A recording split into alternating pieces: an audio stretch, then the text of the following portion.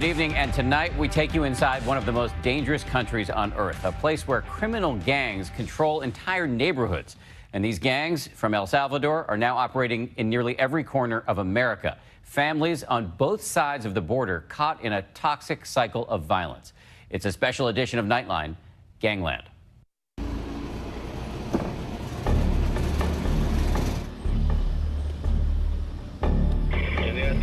It's the middle of the night in the murder capital of the world. Something's going on in the area. We're in El Salvador on patrol with armed-to-the-teeth cops. This is a very dangerous place.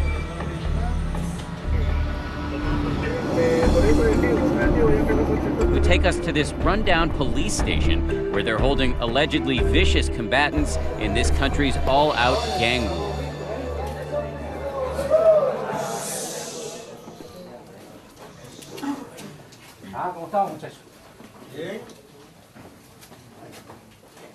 How many people are they holding here? 169. 169 people in here? 169, cuatro celdas. I'm sure you can get a sense of how small this is, but this is tiny. They're just piled on top of each other. What does it say on your forehead? El sello de la bestia. 666. 666, he says. Diablo. El diablo, no? El diablo. They're only supposed to be in here for 72 hours. How long have you been in? Yo tengo un año ya. 1 year. This place, a clear sign that this impoverished nation may simply be overwhelmed. Do you ever get to step outside? Nah. By young people who feel they have no choice but to join a gang. How strong is the bond with your other gang members? Familia por siempre, señor.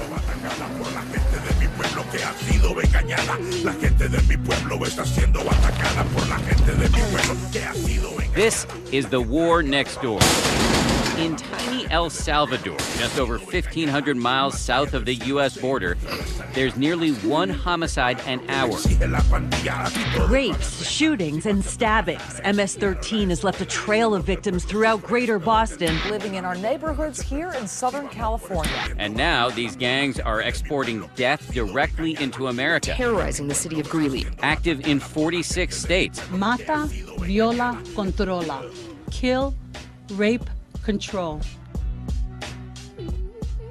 Here in the El Salvadoran capital, the two main gangs, Barrio 18 and MS-13, have carved up the city into warring factions. And it's a very hot area, you know. This is our translator, Rafael, who, like the cops, doesn't want gang members seeing his face and targeting his family. Every night, this team from the local morgue heads out to collect the bodies. It's only 9 o'clock and the body count is already at 7. Seemingly everybody is at risk here. We find a 23-year-old named Carlos shot inside his own home after ordering a pizza. This is his mother. Él era mi niño, para mí. 23 años tenía, pero él para mí era mi niño. I was 22 years old, but for her it was her baby. She insists her son wasn't even in a gang. Me lo quitaron a mi niño, mi único niño, mi único hijo.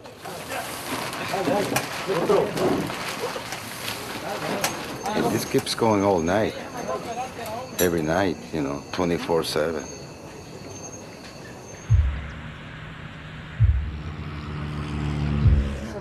So we're heading into a neighborhood controlled by Barrio 18. We're going to talk to the gang leader in this neighborhood.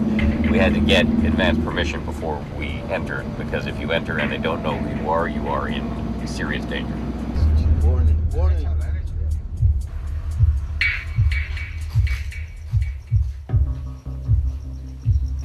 We're here to meet the local gang leader, who goes by the name of Clavo, which is Spanish for nail. You control this area. Yeah. Does that mean you have to resort to violence sometimes? Yeah, You need to? sometimes if you need to get hard, you go hard. If you walked into an MS area, They kill you. they kill you. If they come here this way, they maybe will kill us too. So that's how fierce the loyalty is. You Yeah. will kill somebody from a rival gang. Yeah. As a boy, he moved to Virginia, where he joined a gang. Then he got deported back to El Salvador, where his gang career continues. Now he says he wants to sneak back into America, in part to escape gang life, because he says he's tired of taking orders from the leaders, most of whom are in prison. So even though they're locked up, they can make a phone call and have somebody killed? Yep. And who would they ask you to kill? I don't know. Maybe a cop, maybe MS, maybe somewhere else. And you don't even know why? We don't even know why. You just do it. Just do it. But that's crazy. It's crazy, yeah. And you're saying you do it because you feel like if you don't, they will kill you? Maybe. Maybe they kill. The weapons that are mostly used here by gang members are pickaxes, machetes, and guns. We're at the city morgue with Munisha Kiley, who's from Canada originally. She's now part of a team of archaeologists who help identify victims found buried in unmarked graves, often dismembered. Given that this is your job, do you ever lose sight of the fact that this was a human life as vivid as our own? You do get desensitized, definitely, because especially working here in El Salvador, there's death all around us, so we're used to this. This place is a brisk, efficient processing center for human misery. One technician tells us they see an infinity of death. Every day, families come to the morgue to search for the missing and to identify and collect the dead. ¿Ustedes son la familia? Sí, él es mi hijo. Hace 2 meses. We meet Aracelda. Her 17-year-old son, Alexis, was killed last night. Just 2 months ago, one of her other sons was murdered by the gangs, at which point she says she applied for asylum in America for her family. She's still waiting for a response.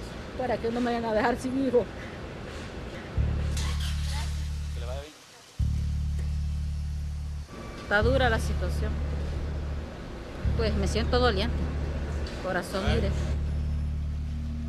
Y están matando a los que no se meten en nada y los hechores quedan bien felices, riéndose.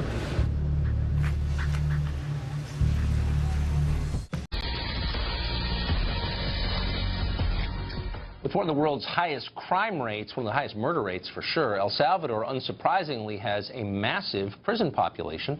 Unfortunately, that prison system doesn't seem to have contained MS-13, the deadly criminal gang that has become a scourge there, basically runs the country, and has become a huge problem here in the United States.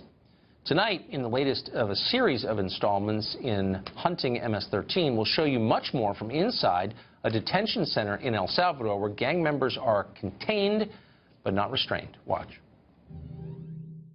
We're here at a Bartolina in the capital city. It's a detention center. It's where the arrested wait until conviction, at which point they move on to one of the city's bigger prisons. We tried to go to one of those prisons today, but we're advised it was just too dangerous to go there. In fact, one of our security guys said if we went there, we'd have to throw away our clothes because it was so filthy. It would be toxic to keep them. We drove through the city, pretty much the entire city on the way here. Concertina wire, almost around every residential house, high voltage wires. You really get a sense of the security concerns here. Where we're standing now, the Attorney General is about 100 yards away. There are more police, Secret Service, diplomatic security, and soldiers really than civilians. Doesn't feel dangerous, I don't think it is, but there are definitely security concerns here. Jail's right over there, police station's right here.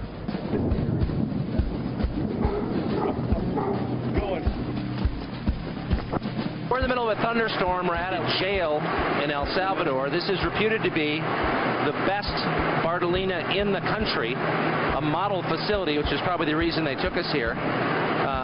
But you can see that there are dozens of men in a cell. These are their living quarters, the extent of them. Pretty tough conditions. One shower, one toilet, 30 guys. We don't know how many of them are MS-13. They have T-shirts on. We can see some of the guys have back tattoos, clearly gang-related. Do you know how many of these men are suspected of being MS-13? Quite a number, and they are separated from the 18th Street gang members from the MS-13 because they can't house them together. Yeah. They just they're hostile relations, and they on the streets. If you cross into the wrong territory, you'll be killed. If you invade another gang's territory, you're killed. And substantial majority of businesses here pay extortion payments to the gangs. I mean, substantial majority. Just about 25 feet away from the suspected teenage gangsters, an oasis of calm, a police soccer league for young Salvadoran children. The hope it's enough to keep them from the clutches of MS-13.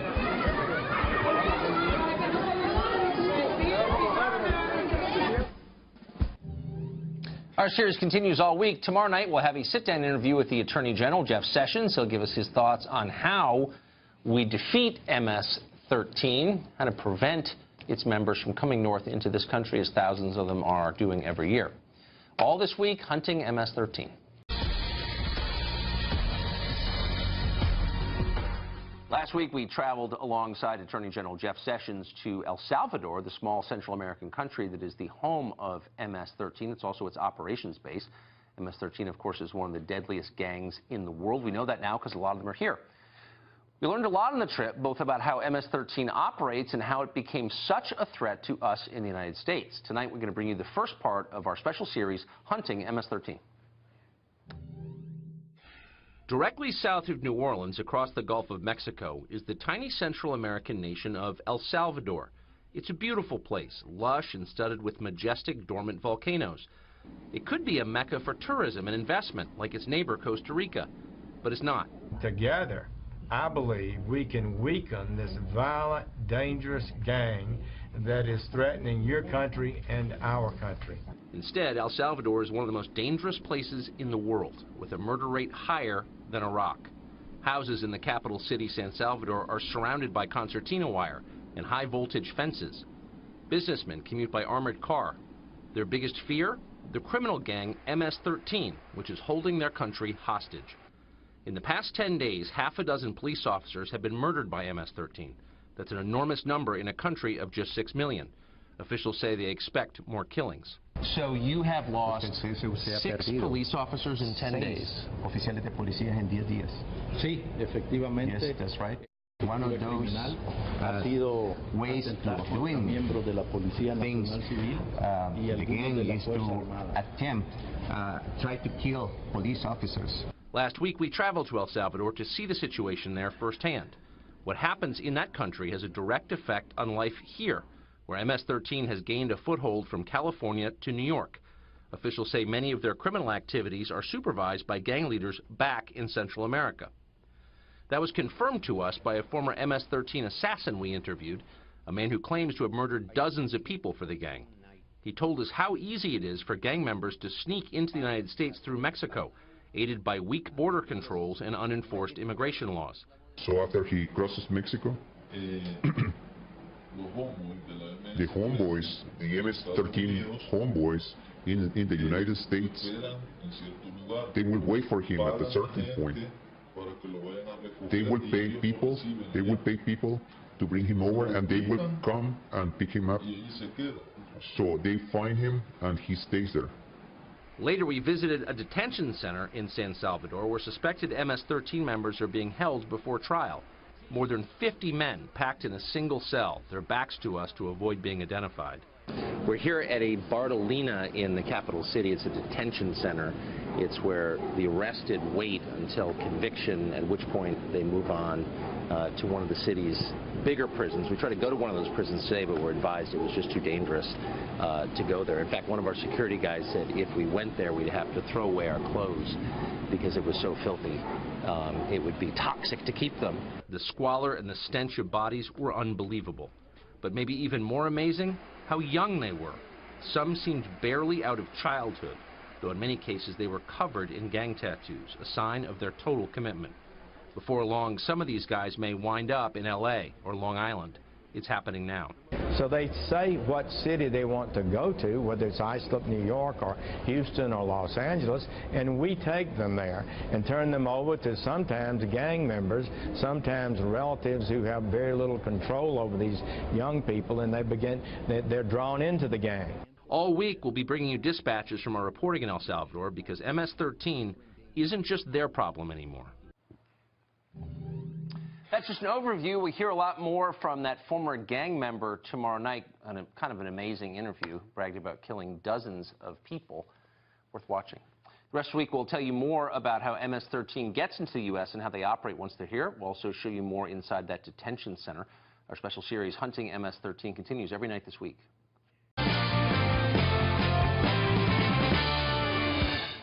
Well, recently on the show, we've been raising the alarm about MS-13, and we've been doing it because we think it's important. MS-13 is an international crime cartel. It's not an overstatement. It's based in El Salvador. It has rapidly become one of America's largest and deadliest street gangs. There are more than 10,000 members in this country. They run criminal enterprises in at least 40 states. How bad are things getting on America's streets, and what are police doing to keep them in check? Timothy Sinai is the police chief for Suffolk County, New York, where MS-13 activity recently was suspected in a horrific, truly horrific quadruple homicide. He joins us tonight. Mr. Commissioner, thanks all for coming on. Thank you, Tucker, for having me. So tell us first about this crime, if you would, the quadruple homicide. Sure. So last week we had 4 homicides. These individuals, all of whom were young people, were brutally and savagely murdered. We suspect MS-13 involvement, and this is not the first set of homicides committed by MS-13 in our community. In September of 2016, we tragically lost Nisa Mickens and Kayla Cuevas, a 15-year-old and a 16-year-old girls who went to Brentwood High School, and they were savagely murdered by MS-13. Fortunately, we solved that case. Those individuals have been federally indicted, and in fact, they're eligible for the death penalty. But now we have this quadruple homicide in Central Islip, which is right next to Brentwood, where the prior murders were. And we've declared war on MS-13. We've rolled out a very aggressive strategy, but this is a long-term war. And as you've mentioned repeatedly, MS-13 is a serious threat. Well, by the numbers, a greater threat than ISIS to American citizens in this country. Brutality seems to be the hallmark of a lot of what they do. Indeed. In fact, unlike many other gangs, they engage in violence for the sake of violence. So many gangs will use violence to protect their economic crimes like drug dealing and other economic crimes. MS-13 will use violence to increase its reputation on the street. And also the level of brutality is unique to MS-13. So we need to be doing everything we can in this country to combat this gang. It's not just shooting people, it's doing things that I won't describe on television, but they're legitimately horrible. So where did this come from? I mean, 10 years ago, we were not doing segments on MS-13. Sure. So MS-13 has its roots in El Salvador, Guatemala, and Honduras. Oftentimes MS-13 will prey on recent immigrants to this country. They'll prey on the vulnerable. They'll prey on the young. Indeed, we've had a large influx of immigrants from Guatemala, Honduras, and El Salvador in many of our communities in Suffolk County. And these are individuals who are young. Oftentimes they're not here with their parents. They don't speak English. This is the first time they're in this country, and they're vulnerable. And MS-13 will prey on these individuals. And that's a serious problem we have in our communities throughout this entire country.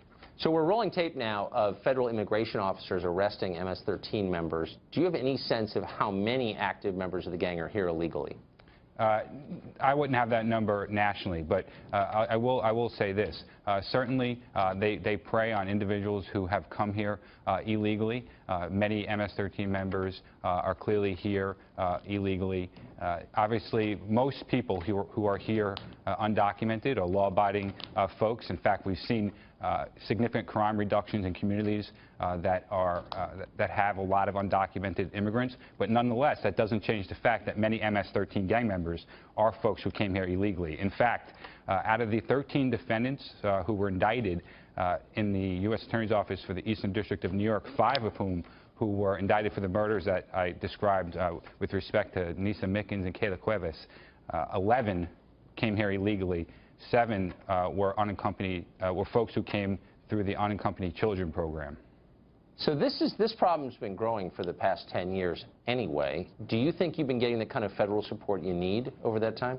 So we work very closely with our federal law enforcement partners. Our strategy is very clear. It's all about intelligence, collecting intelligence. So we collect as much intelligence as possible. We identify gang members, and then we target them aggressively. We utilize our gang officers in the Suffolk County Police Department, who are highly effective officers. We utilize our firearm suppression team, which are very motivated and highly trained officers, and we make street arrests. Since we rolled out this initiative, we've made over 170 arrests of known MS-13 gang members, all while working with our federal law enforcement partners, including the FBI and the U.S. Attorney's Office, to build those RICO cases. Right. Because RICO is really the tool to eradicate MS-13. Well, it killed the mafia. That's exactly right. And it's effective because, one, it carries stiff penalties. So if you assault someone on the street, say you punch them in the face, that is not, you're not going to do significant time for that in the state system. But if you can prove that it's in furtherance of gang activity and furtherance of MS-13, it's a whole nother ball game, and you can literally make a federal case out of it. So RICO is very effective. It usually carries a maximum of life imprisonment and sometimes the death penalty. Wow. Commissioner, thanks a lot for filling us in on that. Appreciate it. Thank you.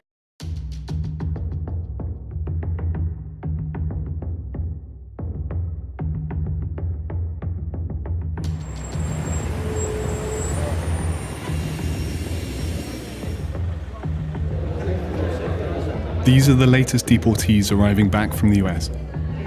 Allá está el caballero, ahí le va su maleta. Many of them are young adult males with no criminal background, picked up straight from manual labor jobs they once worked for minimal wages. But some, like 32-year-old Jose, are gang members.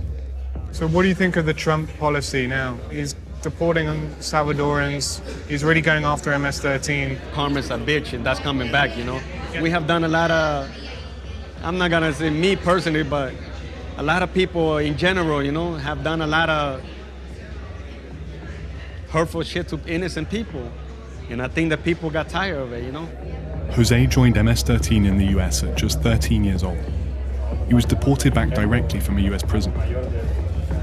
But since he's not wanted for crimes in El Salvador, he's being treated like any other deportee, released back into the streets. Pase por acá. He's convinced he'll be killed any day by police or rival gangs, and he thinks his best chance to protect himself is getting straight back into the game. Once the police find out where I live at, they're gonna come and snatch me, and they're gonna kill me. My friend got sent back 6 months ago. They killed him already. So you putting me in a position that I don't want to die for no reason, man. So it's between me and you, who you think gonna go first? You, because I'm gonna pull the trigger, Jose has good reason to worry, because while the US wants MS-13 gone, the Salvadoran government wants them dead. Inside neighborhoods like this, the police and military are ramping up their hunt for gang members. These patrol units search anyone they find for tattoos or evidence of gang activity. In which areas do you have gang activity in? Do you also have MS-13 in rural areas too? Aquí son MS, bien accidentado el terreno, lo que les da a ellos una ventaja en cuanto a poderse esconder de la autoridad.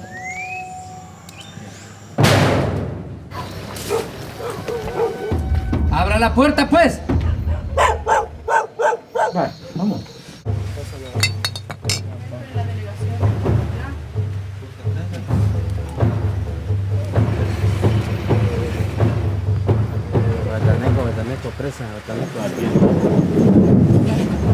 Under the cover of darkness, these joint operations involving hundreds of armed police and elite military units raid the homes of suspected gang members while they're asleep. ¡No atrape! ¿Cómo es su nombre?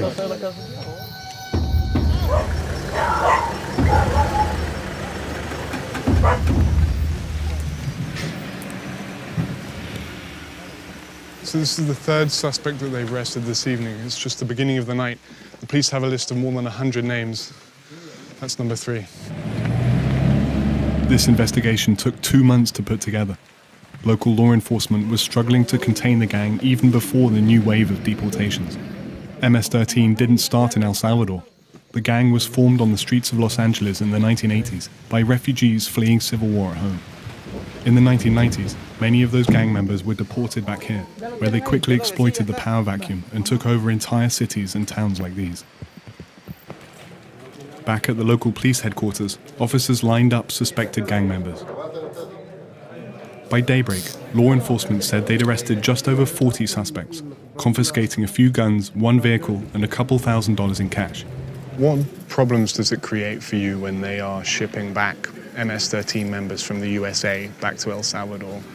Sí, se nos complica más porque estos pandilleros vienen a esconderse en diversas ciudades, zonas urbanas, zonas rurales, y vienen ya quizás con un adiestramiento, con unas técnicas diferentes, y podría ser, sí representa un problema, ¿verdad? The government is fighting back the only way it knows how, locking up suspected gang members in huge numbers and packing them into a prison system already well over capacity. This one outside the country's capital holds hundreds of MS-13 gang members.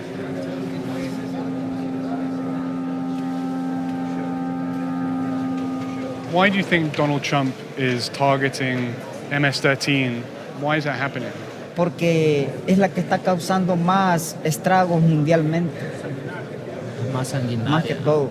Es la que tiene más, o sea, no piensa si va a dejar en orfandad niños, si va a dejar mujeres viudas, o sea que no piensa nada de eso, ellos solo piensan en destruir nada más. These guys say they're trying to leave the gang. Some even have an X they've tattooed over their letters to show they're serious. What happens when you get out? I mean, if you get out and MS guys see that you've crossed out and left the gang, is that a problem? Pues tratan de hacernos muchas cosas de diferentes maneras, pues, tanto como la familia de uno, como a uno, pero las consecuencias sí son graves, dejarnos de una pandilla, como la muerte.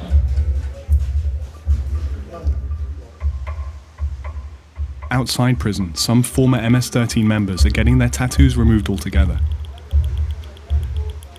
This is MS-13? El logotipo de la pandilla es una garra. Esto es la seña que se hace la pandilla. Aquí dice Mara Salvatrucha. Junior served 14 years inside Zacatraz maximum security prison. Between them, he and his friend Nicole have been shot more than 13 times. They're now living in a halfway house for ex-gang members, and they say that gang members are on the defensive here in El Salvador and back in the United States. Contacto estoy con un primo que pertenece a la pandilla MS allá en Estados Unidos, y él lo que me dice es de que él tarde o temprano lo van a deportar, o tarde o temprano lo pueden asesinar allá mismo también, porque dice de que ya siente la mayoría de personas allá, los pandilleros andan con temor ya de que el gobierno los ha tirado un plan de como le quisiera, super mano dura también, de que va a endurecer las leyes en contra de ellos. Ya hablan de estar aquí. Junior and Nicole now go as far as to wear concealer to hide their face tattoos when they leave their home. They're hoping it helps them avoid detection. Why is deportation not a solution for this problem? Porque cuando están en el aeropuerto, allí mismo ellos, hay uno de repente a los 4 o 3 días amanecen muertos. Entonces, y lo que está generando así, desestabilizando más el país.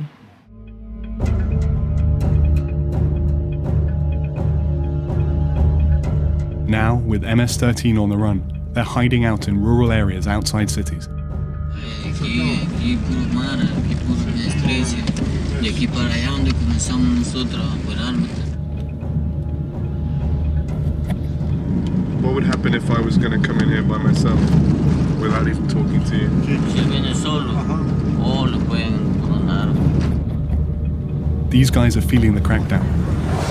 They're on high alert for police.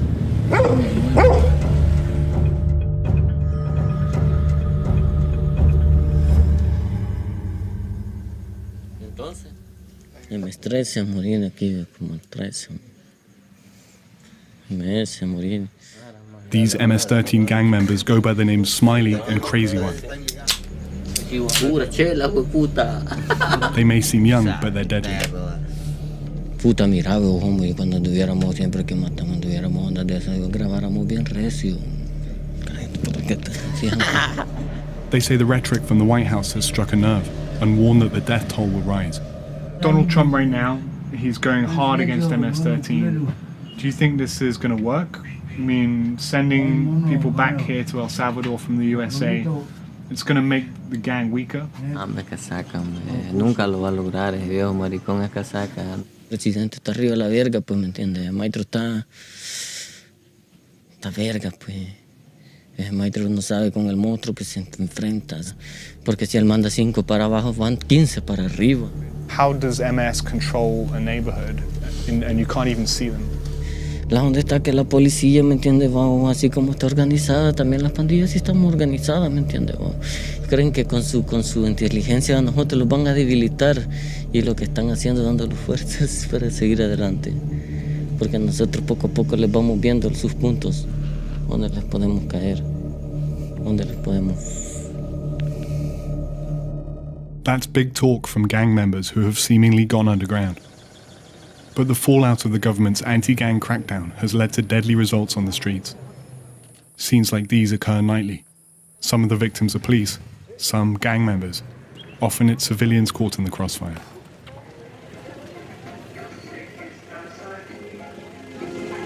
With MS-13 now hunted by the government and rival gangs, there are few places for them to hide.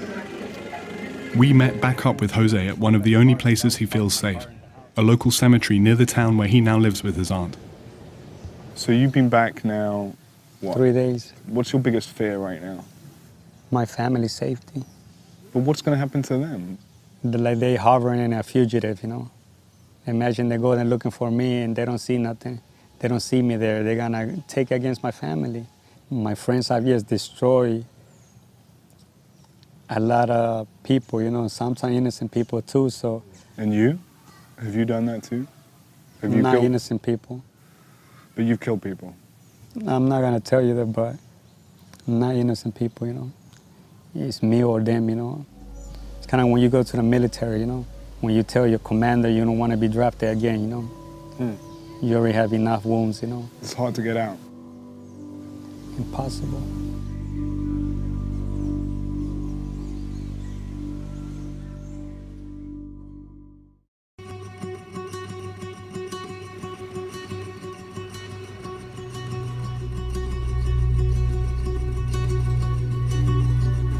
They're separating us from all our family, but at the end of the day, we messed up.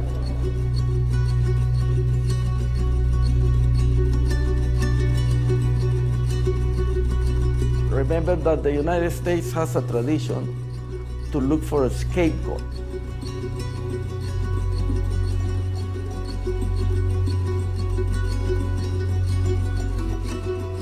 I don't think Trump understands the nature of the problem. This is the Cañones neighborhood where the two gangs are living cheek by jowl. On this side, it's run by Barrio 18, and on the opposite side, MS-13, and it is deadly quiet.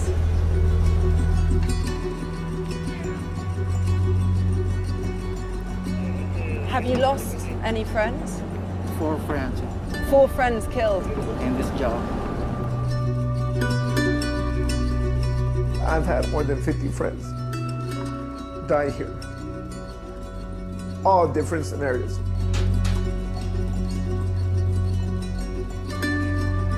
I wish I could have another opportunity to go back to the States, but they said I can't go back.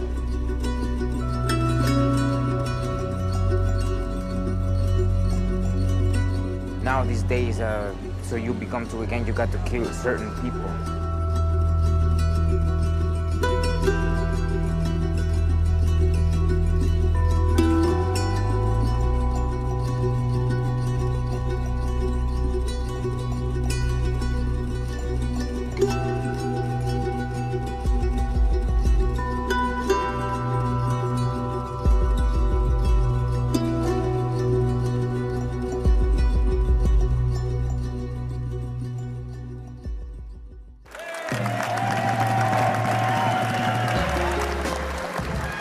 Donald Trump has vowed to destroy MS-13. Tonight I am calling on Congress to finally close the deadly loopholes that have allowed MS-13 and other criminal gangs to break into our country.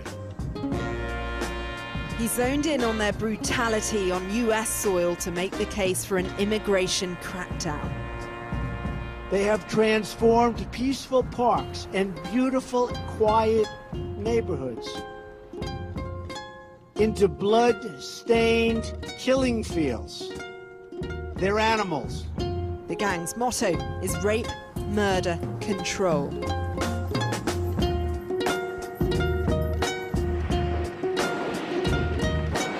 America's relationship with El Salvador runs deep. It helped fund a bloody civil war there. It was only when refugees fled that violence that MS-13 emerged. The group is American-made, formed in Los Angeles. When members were deported back in the 1990s, it only made the gangs stronger. President Trump wants to do the same, returning them to a country far deadlier than the one they left. It's not just criminals. Next year, he's cancelling permits that allowed 200,000 Salvadorans to live and work in the US. They were granted after 2 devastating earthquakes.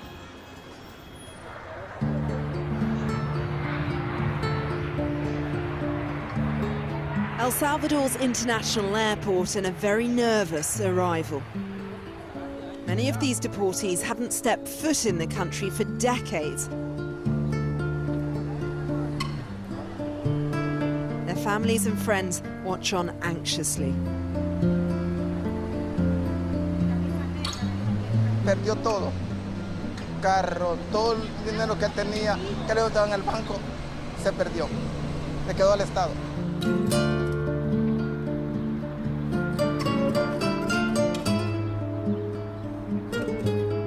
Up to 8 deportation flights arrive here every week. Today the buses are full, and those inside are about to begin a fight for survival.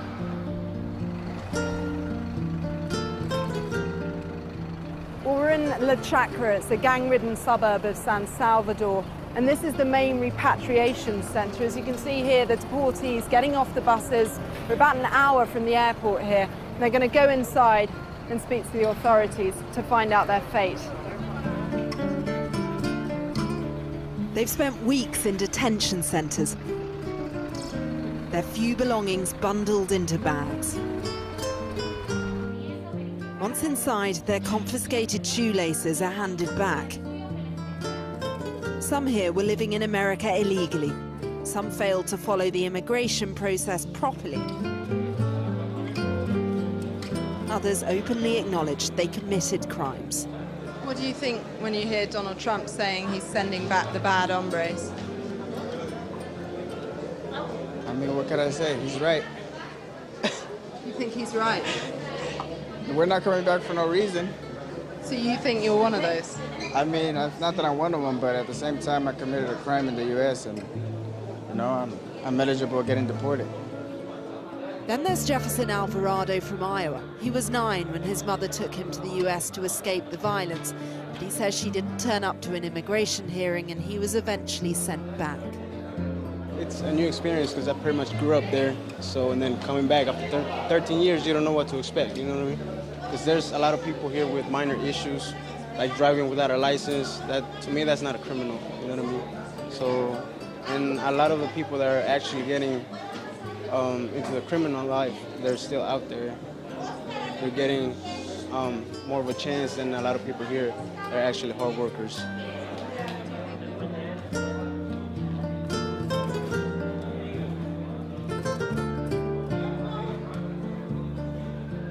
I'm just looking forward to getting back to my daughter and just getting my life back. It was Barack Obama who deported more people than any other president. No one knows what the next few years will bring. It's the next few hours that matter for disorientated deportees, and they're walking straight into a dangerous, unfamiliar area, easy prey for the powerful gangs.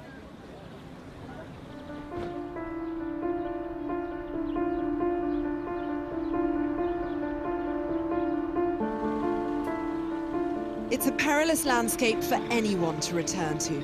The government itself has become an agent of violence, taking an iron fist approach to the two main gangs, doubling down in a country with the highest murder rate in the world for people under the age of 19. On the day we arrive, 23 people have been killed. Shootouts are common, and soon enough we witness the aftermath of one, a suspected Barrio 18 member shot dead by police. In just the first 50 days of this year, there were 494 murders. Grief is on show at nearly every turn.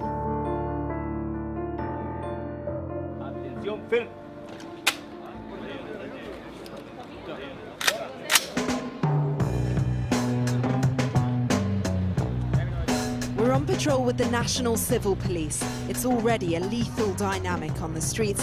Now there's an influx of criminals from America in the mix. And here, they face far worse. Are you worried about the danger for you? Yeah, about my family, my partners, around all my people around me. Have you lost any friends? 4 friends. 4 friends killed. The gangs run the capital's neighborhoods, and within minutes, a busy bar catches their attention.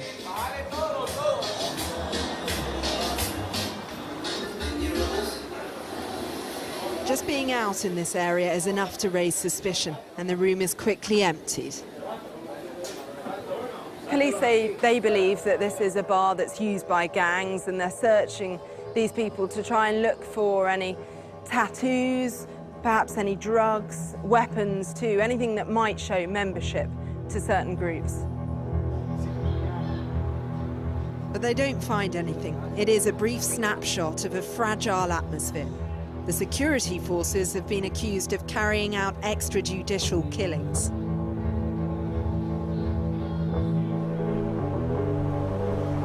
It's just 7 o'clock and there is little sign of life.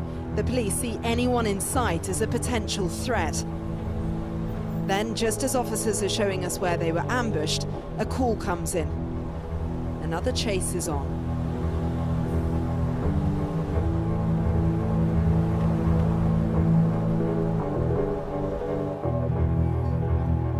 They find the car, but no evidence. This game of cat and mouse is playing out every night, the reality of living in one of the most dangerous places on Earth.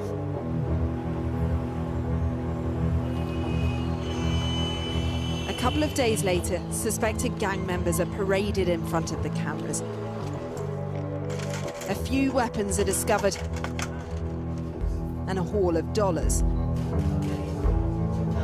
The gangs may not be seen as sophisticated global cartels, more like mafias of the poor, but corruption and cover-ups have helped protect them.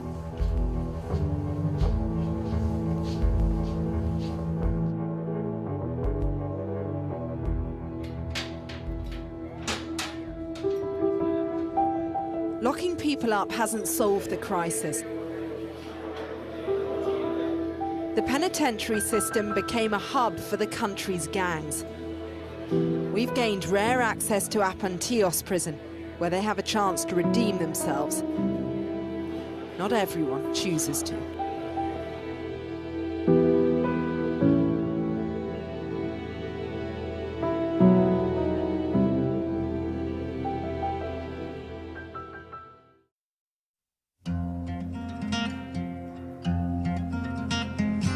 America is sending criminals back to El Salvador. In the past, gang members have been able to regroup and recruit in prisons. Some even return to the US. At Apuntillos, there is at least a chance to rebuild. You can study religion, learn other languages, even find out how to weave the hammocks you sleep in.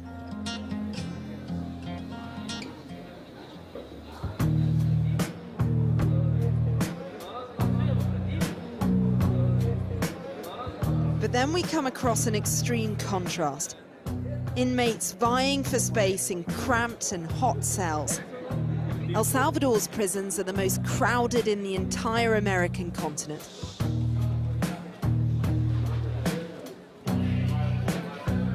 Some of the men tell us they've been deported from the US and they want to return. I wish I could have another opportunity to go back to the States, but they said I can't go back because they said I can't go back for 10 years. What do you think about that? I mean, I wish I could go back, but I can't. Do you regret what you did? Everything. There were people that were a mess, you know. You can't just walk out the door and say, hey, look, I don't want to be nothing. You can't just say that, you know. Because once y'all leave, they kill you. There are plenty of opportunities to rehabilitate here, lots of ways to learn. But even if many of these people do want to leave the gangs, escaping their clutches can be very difficult. The reality is membership can be its own life sentence. It's estimated there are 60,000 active gang members in a country of under 6.5 million people. And America is unloading more, adding to a problem El Salvador is trying to contain.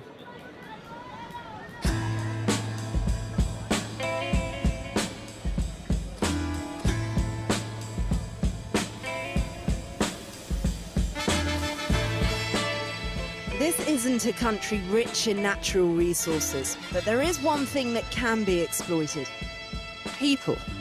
Deportees can try to scratch a living in some of the markets, making maybe $5 a day in some of these stalls, but it can be hard to keep hold of what little they do make. They have to pay a levy to the gangs. Extortion here is rife.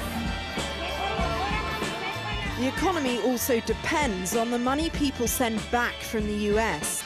It accounts for roughly 17% of its GDP. That could fade fast, and the job market can't easily absorb tens of thousands of people returning either.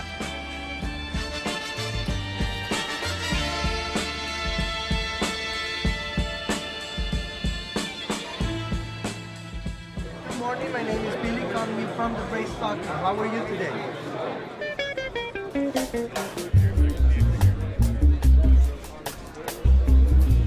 Ironically, one of the best ways to make money as a deportee is taking calls for US companies. There are 10 major firms operating here, employing some 20,000 people. Eddie Anzora, a deportee himself, is teaching others how to master the language of American customer service. The call center industry is pretty big right now, and it keeps growing, but it doesn't grow as quick as it should because they still need more English speakers. Sorry.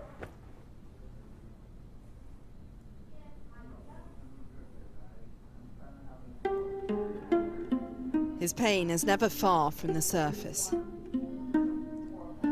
You just keep going. And I don't look back. You just live here. But I've had more than 50 friends die here. All different scenarios. Waiting on the bus stop,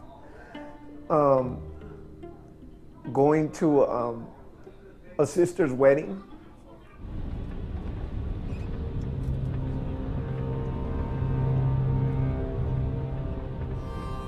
We're on the road to Usulután, a rural town about 60 miles east of San Salvador.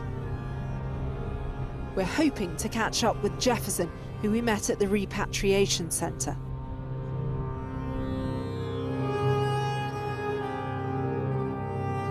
He's so scared of being spotted by the gangs, he'll only speak to me in our van. This street may seem pretty normal, pretty calm, but there might be like 3 or 4 people just watching out. You know what I mean? So, and that's the only thing that, you know, you don't know what to expect. If I'm gonna go out, then it's a problem letting people know where I'm at. Because at any time they can just show up to my house and just kill me, or try to hurt my family just in case I'm not there. Do you think your tattoos will be an issue? Yes, because all the tattoos here, they're pretty much the gang members are the only ones that carry them. Here, it's a sign of being a gang member, pretty much, or being a criminal. Jefferson's future is now in the hands of El Salvador's government, but it claims the issues have been exaggerated. It is a responsibility of our government to provide for our citizens, right? So, but let's remember to President Trump that the immigrants coming in across the border are not only Salvadorans. We are just only a small percent. This is a small country, and yet you're never far away from a potentially horrifying scene, and we're about to see one unfold.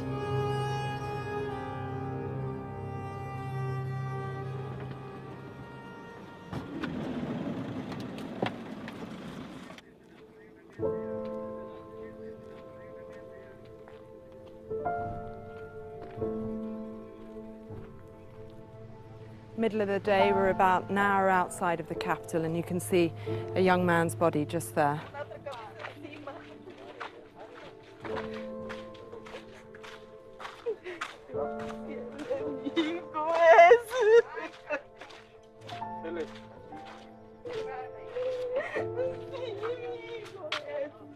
It's her son.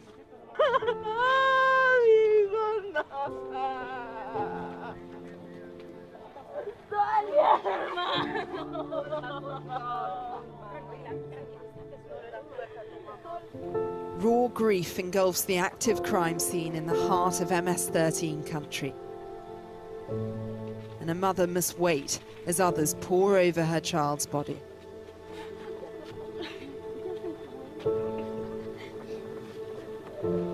We're told his name is Jorge. He's 18 and he's got 2 gunshot wounds, one to the chest and another to the head. A las 6 de la tarde lo vi a él. Ahí fue la última vez que yo lo vi, que él estaba ahí como yo trabajo. Y él llegó por ahí y yo frente a donde ellos donde me lo amenazaron así cerquita. The grim choreography of an investigation plays out.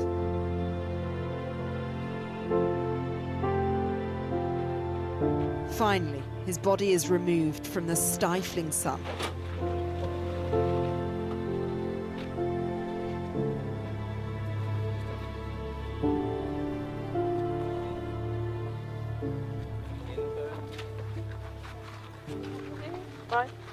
His mother asks for the one thing she can hold on to, his shoes.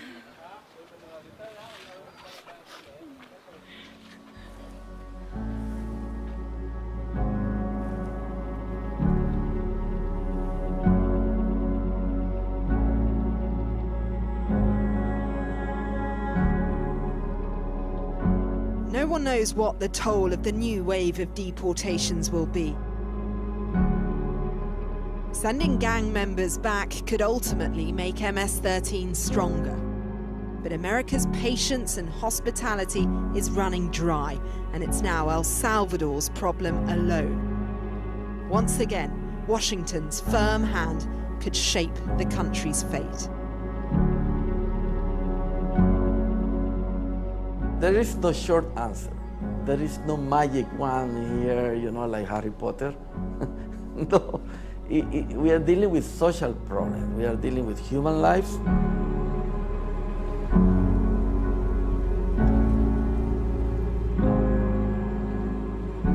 I'm here and I made my life or whatever, but as far as can I get killed? I'm not doing nothing wrong. So if I get killed, it's just probably like part of the statistics, or, you know, a bunch of people who don't care about their lives. There's no hope for these guys. Some of these guys, like, it's because it's too easy.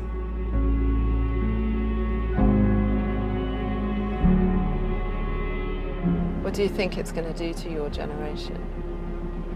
It's keeping me away from my family, from my daughter. It's time that I'm missing from her, and I'm at the point in time where it could be that I could never get to see her again.